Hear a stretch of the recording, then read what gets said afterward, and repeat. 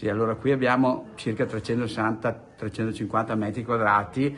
penso che ve l'abbia già detto il primario, abbiamo degli ambulatori per le visite, abbiamo una centralizzazione su 2 ambulatori delle cure, delle terapie infusive per i pazienti oncologici, quindi le chemioterapie, con la possibilità di monitorare tecnicamente il flusso, quindi una tecnologia molto avanzata. Abbiamo degli spazi per lo psicologo, per la presa in carico dello psicologo e anche la chiamata diretta senza bisogno che le persone si mettano in fila ad aspettare. Quindi abbiamo cercato di creare un ambiente confortevole perché chi ovviamente ha questo problema ha bisogno di privacy ma anche di tranquillità e per una presa in carico a uno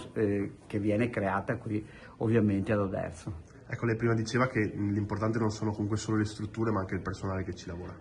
Allora, diciamo che in sanità in particolare, ma credo in tutte le professioni, il personale, cioè le persone che curano altre persone, è fondamentale che siano empatiche, che comunichino e che abbiano una presa in carico la persona a 360 gradi, che vuol dire non solo dare la terapia, ma significa farsi carico dei problemi della persona che vanno oltre la malattia. E quindi qua ci siamo e qua lo stanno facendo da diversi anni e contemporaneamente, continuo a ribadire, questo è un ambiente a misura d'uomo, quindi a misura di persona.